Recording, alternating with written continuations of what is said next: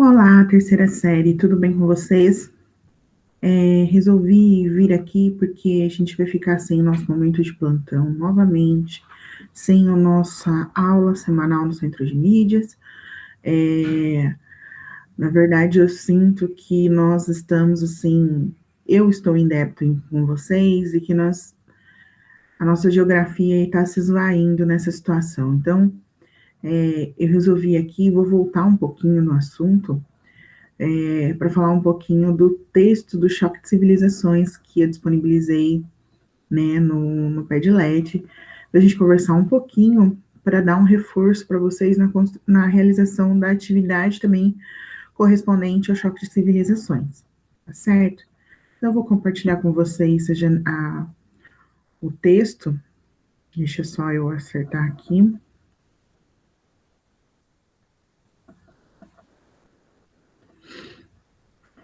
Deixa eu dar uma conferida se já tá carregando.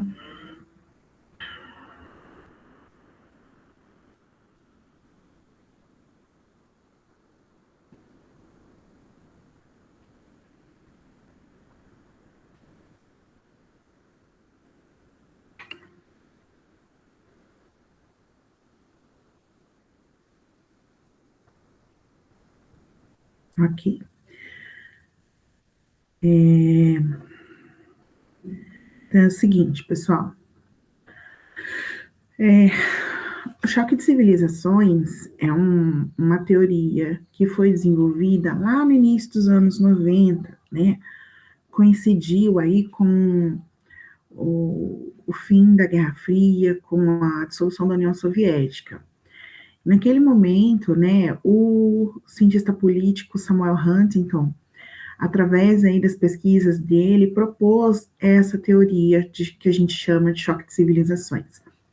Que, na verdade, a partir dali, a partir do fim da Guerra Fria, a partir da dissolução da União Soviética, os conflitos que viessem a acontecer, eles não seriam mais por motivos de território, nem por aspectos políticos, mas sim políticos e econômicos, na verdade, né?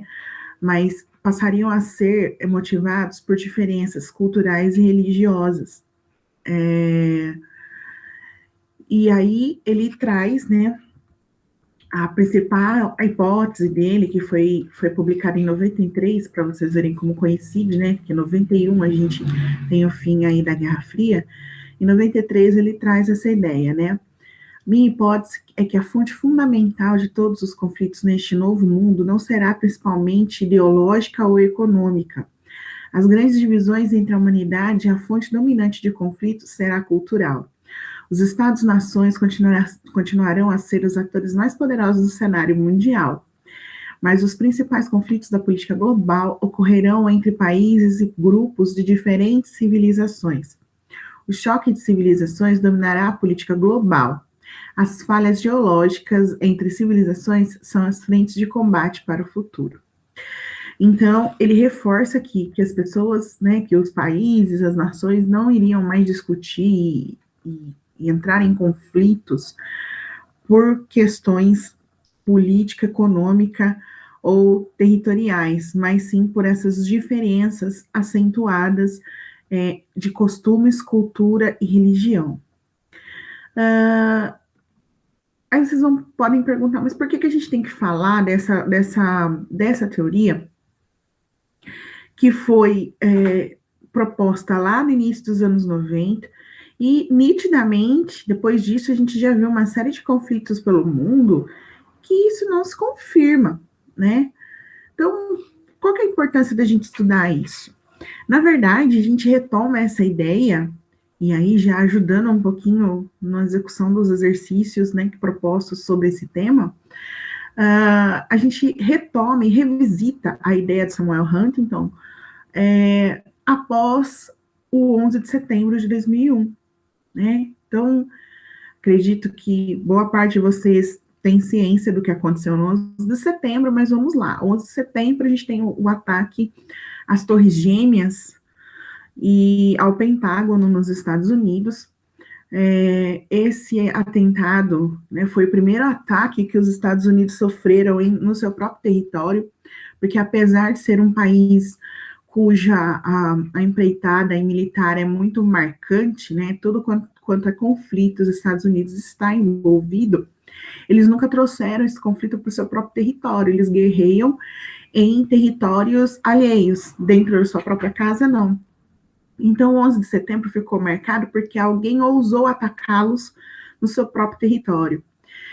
Foi tudo muito simbólico, né? O acertar as Torres Gêmeas era um centro no símbolo, no simbolismo de ataque a essa hegemonia econômica que os Estados Unidos exerce, tendo em vista que as torres abrigavam a sede de uma série de empresas transnacionais, de bancos, de investidores, então, onde circulava muito dinheiro. O Pentágono é o símbolo maior da segurança militar, da segurança nacional, né? É o serviço de inteligência das forças de segurança do país. Então, quem organizou esses ataques, na verdade, fez essa afronta mesmo, né? E tudo isso foi muito simbólico, abalou as estruturas do país, e quando saiu, né, as pessoas que reivindicaram os atentados, todo mundo sabe, né, a Al-Qaeda, e na figura do Osama Bin Laden, ressuscitaram essa ideia, poxa, é um grupo árabe, muçulmano, né, pessoas que praticam o Islã, então a ideia de que esta civilização muçulmana está atacando os costumes ocidentais, né, é uma afronta.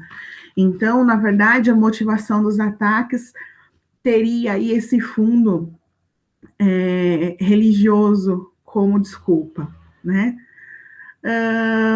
E a partir do 11 de setembro, a gente tem uma série de desdobramentos, né? A invasão do Afeganistão, a invasão do Iraque, e a partir da invasão do Iraque, em 2003, né?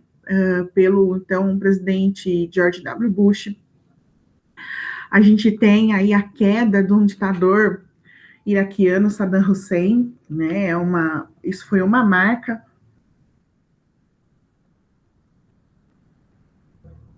Isso foi uma marca desse período, desse processo. Perdão. E isso foi muito simbólico, né? A imagem de Saddam Hussein enforcado, pendurado pelo pescoço, rodou o mundo no período que isso aconteceu. E esse foi um processo tão intenso que o exército americano, as tropas foram finalmente retiradas totalmente no fim do segundo mandato do Obama. Então, um processo que começou lá em 2001, levou quase 10 anos para se dissolver, né, para acabar. Perdão de novo. A gente tem, então, essas questões, né, isso ficou muito em voga, né, e aí, na verdade, no período em que o Huntington propõe essa ideia, tem um outro estudioso, o Edward Said, falando que não, as guerras elas não vão passar a ser por questões culturais e religiosas. Primeiro que uma das falhas nessa ideia é tratar a cultura, os costumes de maneira homogênea. Nós vivemos num mundo totalmente interligado, globalizado, onde já não existem mais essas ilhas.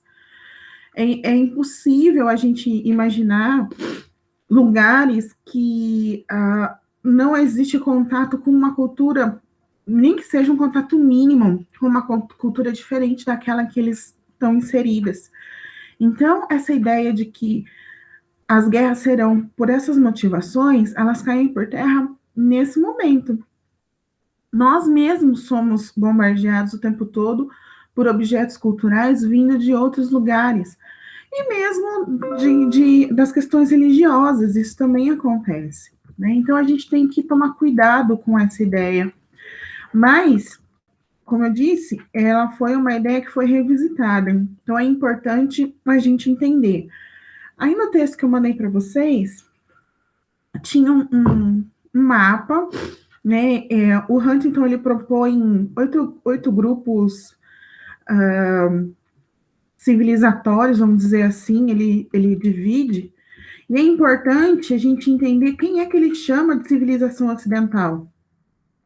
Ele foge da lógica do meridiano dividindo Oriente e Ocidente no planeta. Para ele, civilização ocidental é a Europa, os Estados Unidos, o Canadá e a Austrália, né? Austrália e Nova Zelândia.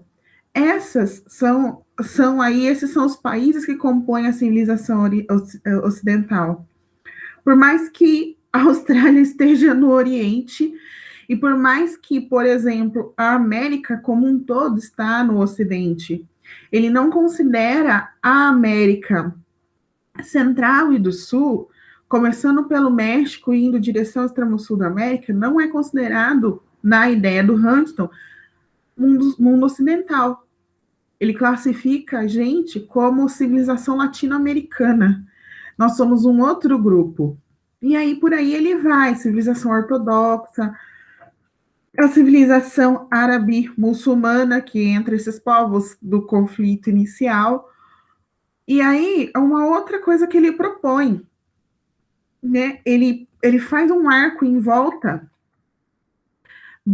da região onde pode acontecer o possível choque. Veja quem ele protege, né? Ele entende que a civilização ocidental vai ser atacada pelas outras civilizações.